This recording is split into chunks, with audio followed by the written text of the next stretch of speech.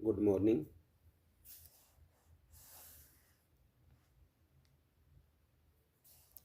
राजस्थान राज्य शैक्षिक अनुसंधान एवं प्रशिक्षण परिषद उदयपुर प्रारंभिक शिक्षा पूर्णता प्रमाण पत्र परीक्षा नमूना प्रश्न पत्र है। कक्षा 8 का है, विज्ञान का है। ये इम्पोर्टेंट प्रश्न है। इसमें से आपको बहुत कुछ हिस्सा पेपर में आ सकता है, इसलिए इसको अच्छी तरह देखें।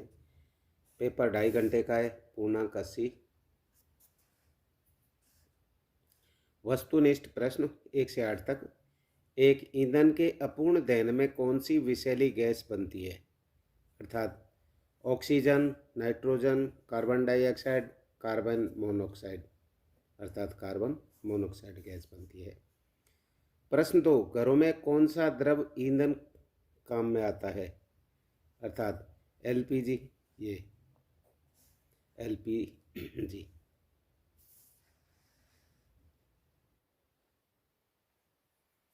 प्रश्न 3, आप वनों उन्मूलन को रोकने के लिए क्या सुझाव देंगे? कागज का पुनः उपयोग, कागज का पुनः चक्रण, से कागज की बचत करना, और ये सभी, अर्थात ये सभी हो जाएंगे। प्रश्न 4, आवृत्ति का मात्रक है। आवृत्ति का मात्रक हो गया, देखो, सेकंड, मीटर, हर्ट्ज, न्यूटन, अर्थात हर्ट्ज। प्रश्न 5, आवासीय क्षेत्रों में ध्वनि प्रदूषण कम करने हेतु आप अपने मित्र को निम्न में से क्या सुझाव देंगे? अर्थात टेलीविज़न और रेडियो की ध्वनि प्रबलता कम करना, औद्योगिक मशीनों को शहर से दूर लगाना, से वाहनों के हॉर्न का उपयोग कम करना, द उपरोक्त सभी, अर्थात ये इसमें उपरोक्त सभी आ जाएगा।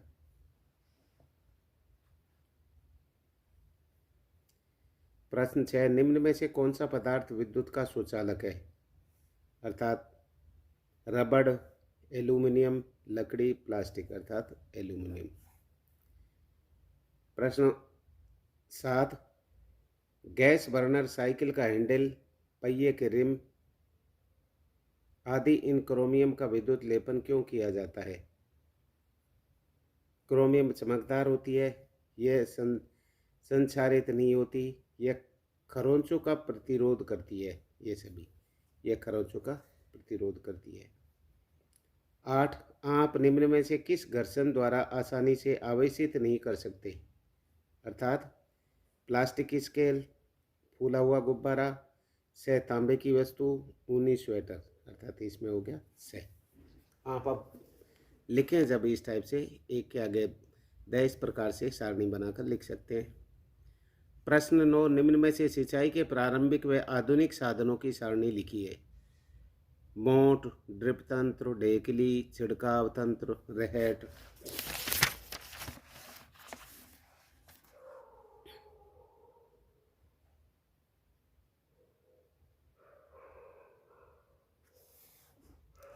पारंपरिक साधन हो गए मोट, ढेकली और रेहेट। आधुनिक साधन हो गए छिड़काव तंत्र और ड्रिप तंत्र।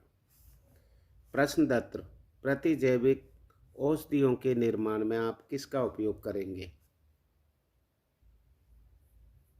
उत्तर, कभी कभी बीमारी ठीक करने के लिए डॉक्टर प्रतिजैविक यानी एंटीबायोटिकों का उपयोग करते हैं, जो कि सूक्ष्म जीवों द्वारा उत्पन्न की जाती है। ये बीमारी उत्पन्न करने वाले सूक्ष्म जीवों को नष्ट कर देती है। आजकल जीवाणु और कवक से अनेक प्रतिजैविक औषधियों का उत्पादन होता है। उदाहरण के लिए स्ट्रेप्टोमाइसिन, ट्रेटासाइक्लिन एवं एरिथ्रोमाइसिन सामान्य रूप से उपयोग में आने वाली प्रतिजैविक हैं। पशु आहार व कुक्कुट आहार में भी प्रतिजैविक मिलाए जाते हैं, जिससे पशु में सूक्ष्म जीवों का संचरण रुक जाता है।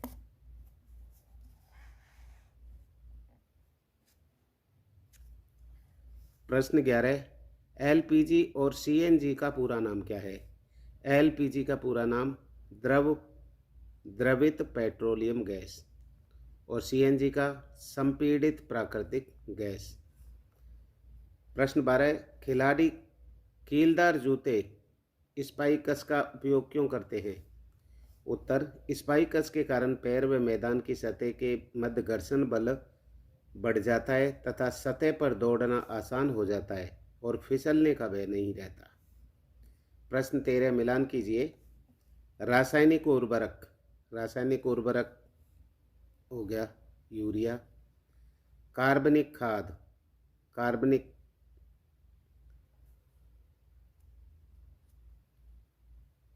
ब में हो गया 3। खरीफ फसल से में हो गया चावल रे, और ये हो गया थ्रेसिंग।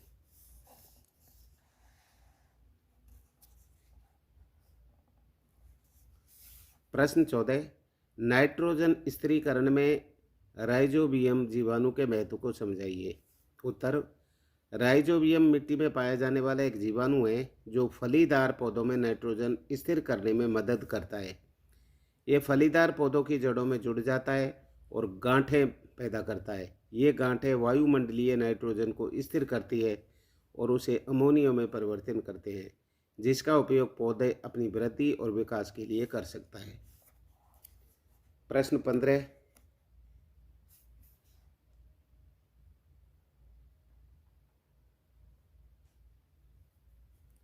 निम्नलिखित कथनों में के सामने सत्य असत्य लिखिए। जीवाश्म ईंधन समाप्त होने वाले संसाधन है, सत्य। कोयला एवं पेट्रोल असीमित संसाधन है, असत्य। कोलतार विभिन्न पदार्थों का मिश्रण है, सत्य।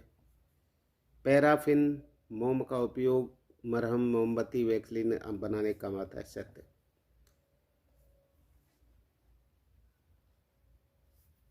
प्रश्न 16 दहन और ज्वाला में कोई दो अंतर बताइए। एक, वह रासायनिक प्रक्रम जिसमें पदार्थ ऑक्सीजन के साथ अभिक्रिया करके ऊष्मा प्रदान करता है उसे दहन कहलाता है। ज्वाला, एक, जब किसी पदार्थ का दहन होता है तो उस समय कुछ लपटें बाहर निकल कर आती हैं जिसे हम ज्वाला कहते हैं। प्रश्न इसमें दूसरा, बड़ी मात्रा में ऊर्जा उत्पन्न करता है दहन और थोड़ी मात्रा में ऊर्जा उत्पन्न करता है।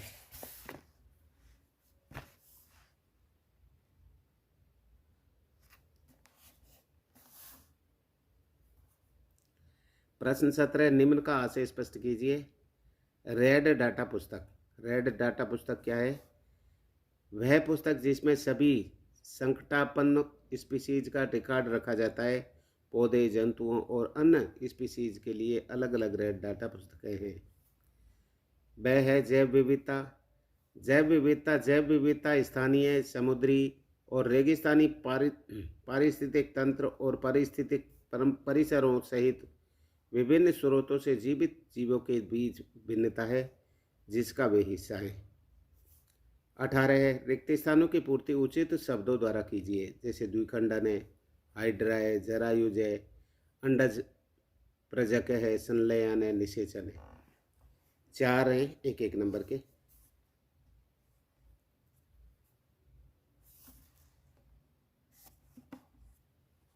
पहले में हो गया अमीबा द्विखंडन द्वारा जनन करता है। अंडाणु एवं शुक्राणु का संलयन निषेचन कहलाता है। मनुष्य, गाय एवं कुत्ते आदि जंतु जो शिशु को जन्म देते हैं उन्हें जरायुज जंतु कहते हैं। मुकुलन द्वारा जनन हाइड्रा में होता है। प्रश्न 19 दाब और बल में संबंध को सूत्र द्वारा समझाइए। उत्तर, किसी पृष्ठ के प्रति एकांक क्षेत्रफल लगने वाले बल को दाब कहते हैं, अर्थात दाब बराबर बल बटा क्षेत्रफल। अतः क्षेत्रफल का मान जितना कम होता है उतना ही अधिक दाब लगता है। उदाहरण के लिए कील के नुकीले सिरे का क्षेत्रफल बहुत कम होता है, इस कारण से कम बल द्वारा ही वह आसानी से किसी दीवार या लकड़ी में ठुक जाती है।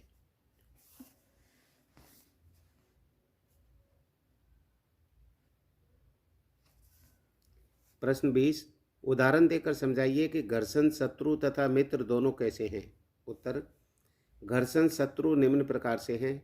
1, यह टूट फूट का उत्तरदायी है। 2, ऊष्मा के रूप में ऊर्जा व्यय होती है। तीसरा, मशीन की कार्य क्षमता कम करता है। चौथा, मशीनों के पुर्जों में स्नेहक लगाने में काफ़ी मात्रा में धन व्यय होता है। घर्षण मित्र निम्न प्रकार से है। एक, घर्षण के बिना चलना संभव नहीं क्योंकि इस दशा में हमारा पैर सतह पर केवल फिसलेगा। दूसरा, घर्षण के बिना दो वस्तुओं का चिकनापन संभव नहीं है। तीसरा, गतिमान वस्तुओं के ब्रेक घर्षण के बिना कार्य नहीं करते हैं। चौथा, ब्लैक बोर्ड या कागज पर घर्षण के बिना लिखना भी संभव नहीं है। प्रश्न 21,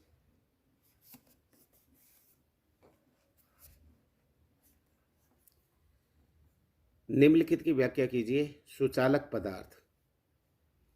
उत्तर, जो पदार्थ अपने से होकर विद्युत धारा को प्रवाहित होने देते हैं वे विद्युत के सुचालक कहलाते हैं।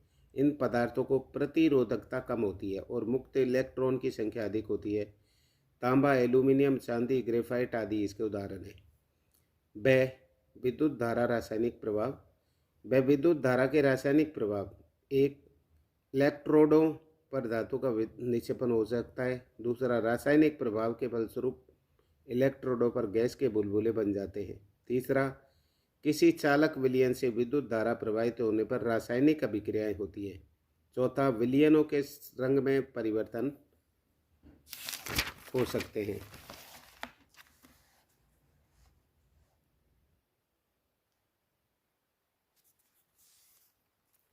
प्रश्न 22, अपने नेत्रों की उचित देखभाल करने के लिए दो सुझाव दीजिए। उत्तर, नेत्र प्रकृति की बहुमूल्य देन है। नेत्रों की उचित देखभाल अत्यंत आवश्यक है। हम अपने नेत्रों की देखभाल निम्न तरीकों से कर सकते हैं। एक, स्वस्थ तथा साफ आंखों के लिए विटामिन युक्त भोजन लेना चाहिए। दूसरा, सूर्य या किसी शक्तिशाली प्रकाश स्रोत को सीधा नहीं देखना चाहिए। सूर्य ग्रहण को नग्न आंखों से नहीं देखना चाहिए। प्रश्न 23 है, सड़क सुरक्षा से संबंधित दो नियम बताइए। सड़क सुरक्षा से संबंधित दो नियम हो गए। एक, ट्रैफिक लाइट का पालन करें। दूसरा होगा सड़क पार करने के लिए जेब्रा क्रॉसिंग का उपयोग करें। दूसरा है, बाह्य निषेचन व आंतरिक निषेचन में कोई दो अंतर बताइए।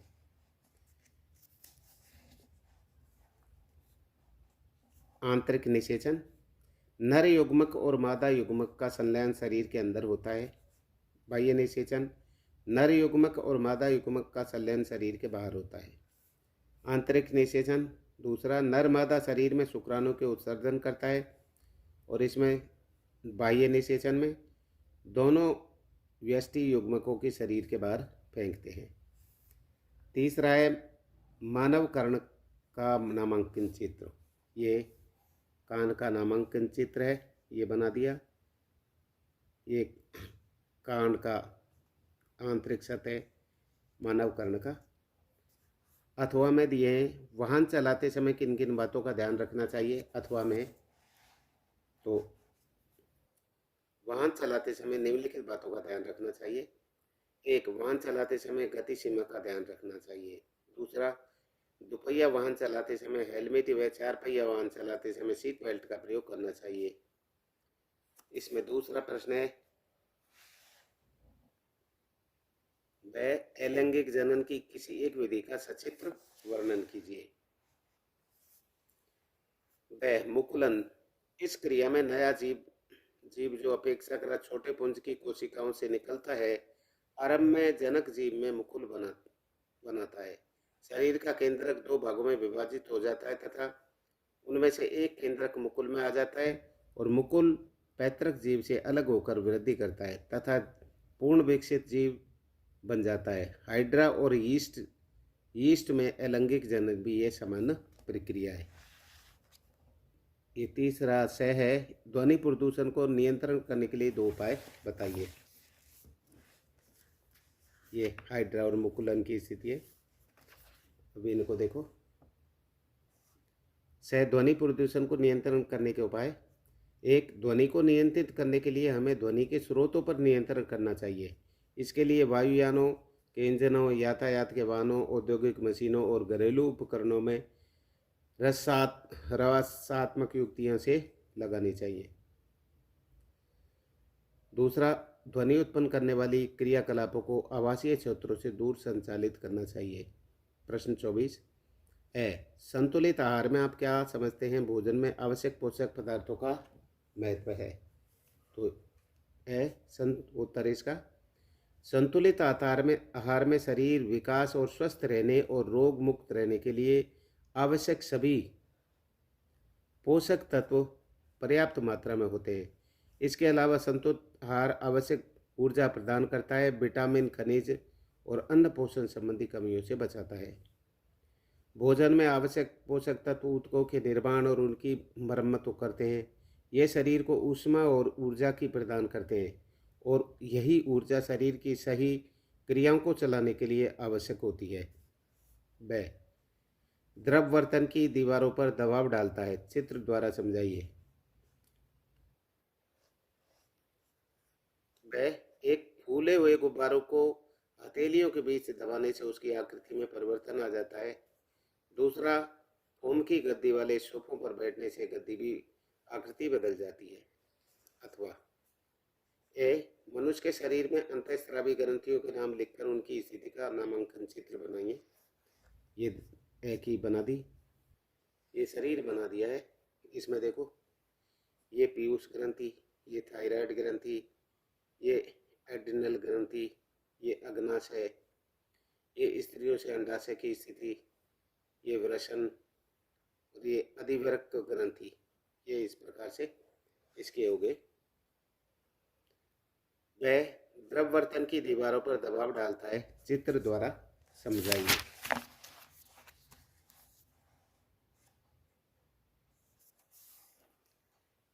प्लास्टिक की एक बोतल लो। ये चित्र में दर्शाए अनुसार बोतल के पेंदी के पास कुछ सेंटीमीटर लंबी कांच की बेलनाकार नली लगाएं। ये बेलनाकार नली लगा दी। ऐसा करने के लिए कांच की नली के एक सिरे को थोड़ा सा गर्म कीजिए, फिर जल्दी से बोतल के पेंदे की सभी को घुमा दीजिए। सुनिश्चित कीजिए कि जोड़ के पास से पानी न रिसे। यदि पानी रिसता है तो इसके पिघले मोम से अच्छी प्रकार बंद कीजिए। कांच की नली के मुंह को एक पतली सी रबड़ की शीट से बंद कीजिए। अब बोतल का पानी से आधा भरिए। कुछ समय पश्चात कांच की नली के मुंह पर लगाई गई रबड़ की शीट फूल जाती है। बोतल में कुछ पानी डालिए। रबड़ शीट को फुलाव बढ़ जाता है। ये इसकी बोतल है, ये कांच की नली है, ये रबड़ शीट है, ये पानी है। इस टाइप से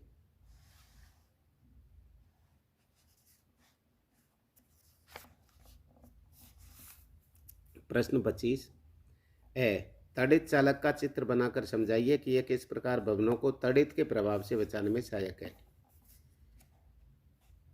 तड़ित चालक, इसका उत्तर है तड़ित चालक एक ऐसी युक्ति है जिसका उपयोग करने से भवनों को तड़ित के प्रभाव से बचाया जा सकता है। किसी भवन की निर्माण के समय, ये जैसे ये भवन है, इसके निर्माण के समय उसकी दीवार में उस भवन की ऊंचाई से अधिक लंबाई की धातु की एक छड़ स्थापित कर दी जाती है। इस छड़ का एक सिरा वायु में खुला रहता है तथा दूसरे सिरे को जमीन में काफ़ी गहराई तक दबा देते हैं। धातु की छड़ विद्युत आवेश को भूमि तक पहुंचाने के लिए एक सरल पथ प्रदान करती है जिससे भवन की कोई क्षति नहीं होती। ब में दूसरा प्रश्न है, परावर्तन कितने प्रकार का होता है, चित्र द्वारा समझाइए।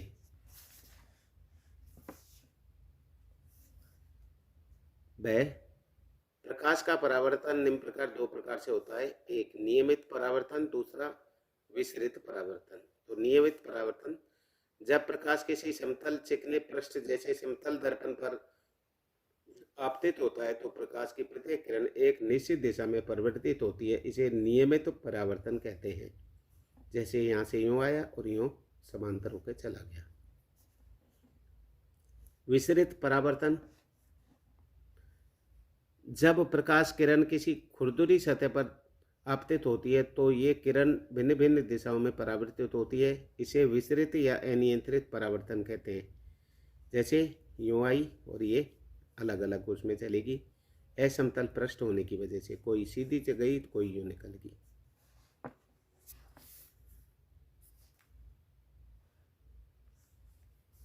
ये अथवा का उचित चित्र बनाकर स्पष्ट कीजिए कि समान आवेश एक दूसरे को प्रतिकर्षित करते हैं।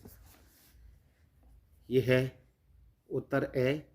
जब दो समान आवेशों की दो वस्तुएं आपस में टकराती हैं तो एक दूसरे को प्रतिकर्षित करती हैं। उदाहरण के लिए, जब हम दो कांच की छड़ें, ये दो कांच की छड़ ले ली, धनात्मक आवेशित लेते हैं और उन्हें एक दूसरे के पास ले जाते हैं तो प्रतिकर्षण होता है। इसी प्रकार यदि हम दो ऋणात्मक आवेशित एबोनाइट छड़ लेते हैं तो उनमें भी एक निलंबित करते हैं तो दूसरी छड़ को फिर से उसके पास लाते हैं तो निलंबित छड़ समाप्त समान आवेशों के बीच प्रतिकर्षण दिखाते हुए दूर चली जाती है। दूसरा, परावर्तन। दो माध्यमों को अलग अलग करने वाली सतह से प्रकाश किरण टकराकर वापस उसी माध्यम से लौट जाती है। यह परिघटना की परावर्तन है। इसमें प्रकाश माध्यम को न बदलकर मार्ग को बदल देता है। परावर्तन के दोनों नियम निम्नलिखित हैं। एक, आपतन कोण सदैव परावर्तन कोण के समान होता है। दूसरा, अपतित किरण, परावर्तित किरण और आपतित बिंदु खींचा गया अभिलंब तीनों हमेशा एक ही तल पर होते हैं। जैसे ये खींचे हुए, ए बी आपतित किरण है, बी सी परावर्तित किरण है, इसके यहाँ पड़ी तो ये परावर्तित, और ओ बी अभिलंब है। अपने लाइक करें, शेयर करें, सब्सक्राइब करें। Thank you.